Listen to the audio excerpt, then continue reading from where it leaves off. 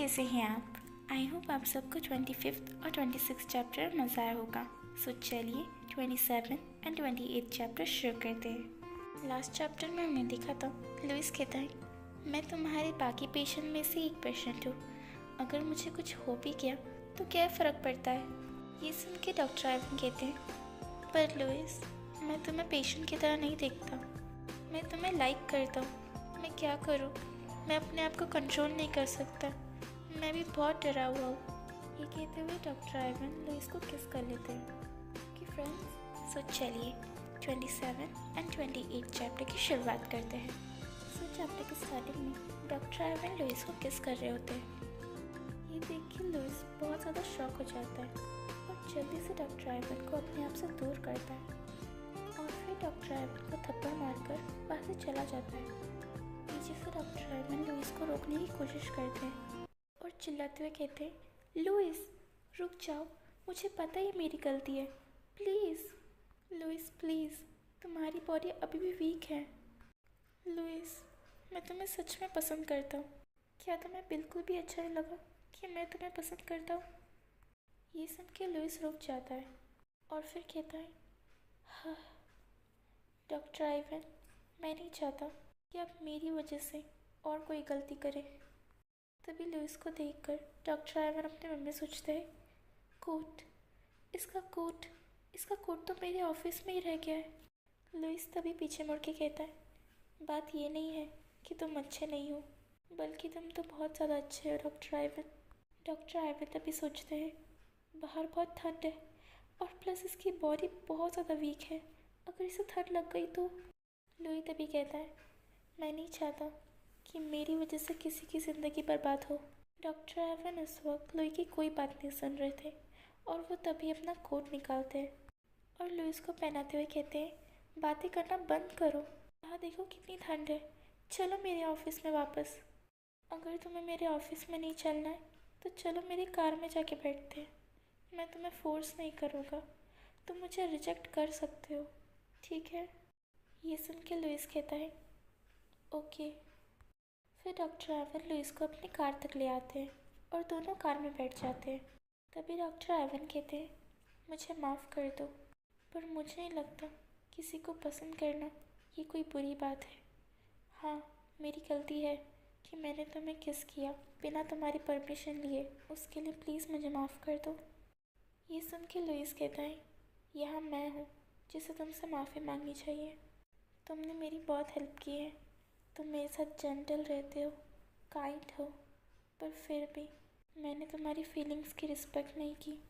तभी doctor Ivan कहते हैं मैं तुम्हें अच्छे से ट्रीट करता हूँ, उसकी वजह सिर्फ ये है कि मैं तुम्हें पसंद करता हूँ और कुछ नहीं। तभी लुइस हंसते हुए कहता है देखो मैं तुम्हें रिटर्न में प्यार नहीं दे सकता, ना ही तुम्हारी फीलिंग्स की कदर कर सकता हूँ।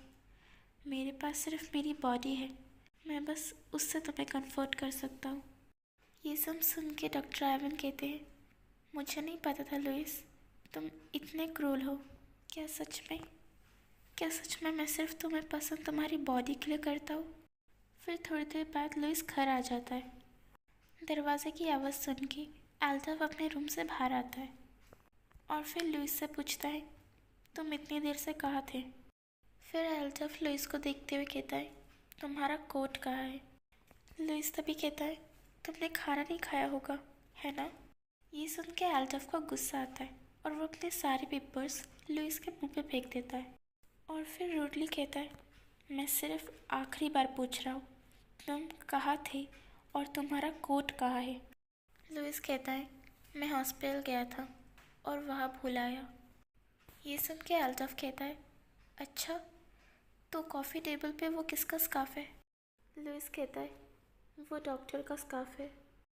ये सुन के एल्डफ स्माइल करते हुए कहता है हाँ तुम्हारा कोट डॉक्टर के पास है, डॉक्टर का स्कार्फ हमारे घर में है, क्या कोइंसिडेंस है ना।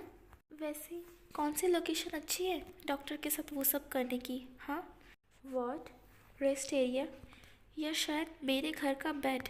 ये सब सुन के लुइस चौंक जाता है। ये सब सुन के लुइस चिल्लाते हुए कहता है एल्डफ जियांग तुम्हें यह हक किसने दिया कि तुम मुझ पे उंगली उठा सकते हो, हाँ, तुम्हें क्या लगता है, क्या मुझे कुछ नहीं पता कि तुम क्या क्या करते हो? तुम भी कोई दूध के धुले नहीं हो। ये सब सुन के एल्डफ को बहुत ज़्यादा गुस्सा आता है और वो ज़ोर से लुइस को एक थप्पड़ मार देता है। तभी एल्डफ लुइस का गला पकड़ते हुए कहते, मैं बाहर काम करने जाता हूँ, तुम्हारे जैसे लोगों को एंटरटेन करने नहीं। तुम्हें क्या लगता है मैं क्या करना चाहता हूँ? हाँ, तुम अकेला महसूस करते हो, है ना? ठीक है, अब मैं तुम्हारे साथ इतनी बार वो सब करूँगा, इतनी बार वो सब करूँगा कि आइंदा तुम किसी और को अपनी बॉडी छूने तक नहीं दोगे। एल्डफ तभी बहुत ज़्यादा गुस्से में था, इसलिए उसे भी नहीं पता था कि वो क्या कर रहा है। उसने ज़बरदस्ती लुई के साथ वो सब कर लिया होता है। तभी सडनली लुई ज़ोर ज़ोर से खांसने लगता है। ये सुन के एल्डफ लुई की तरफ देखता है। लुई की तबीयत और भी ज़्यादा ख़राब होती जा रही थी और वो खांसते खांसते ब्लड स्प्लिट कर देता है। लुई को ऐसे देखकर एल्डफ शॉक रह जाता है और फिर चिल्लाते हुए कहता है, लुई, ये सब खून कैसा? मुझे मुझे देखने दो। लुई, इधर देखो। तभी लुई कहता है, कोल्ड, मुझे ठंड लग रही है। एल्डफ लुइस को ब्लैंकेट ओढ़ते हुए कहता है, सब कुछ ठीक हो जाएगा लुई, चलो चलो जल्दी हम लोग हॉस्पिटल चलते हैं। ये सुन के लुई कहता है, मैं नहीं जा रहा। ये सुन के एल्डफ अपना फ़ोन उठाता है और किसी को फ़ोन करते हुए कहता है, हेलो जय, जल्दी मेड किट लेके अभी मेरे घर पहुंचो। ओके फ्रेंड्स, यही हमारा चैप्टर ख़त्म होता है। आई होप आप सबको इस चैप्टर में मज़ा आया होगा। फ्रेंड्स, अगर आपको ये वीडियो पसंद आई है तो प्लीज़ लाइक, शेयर, कमेंट और सब्सक्राइब करना बिल्कुल भी मत भूलना। हम मिलेंगे अगले वीडियो में। So till then, stay safe, stay healthy, bye bye.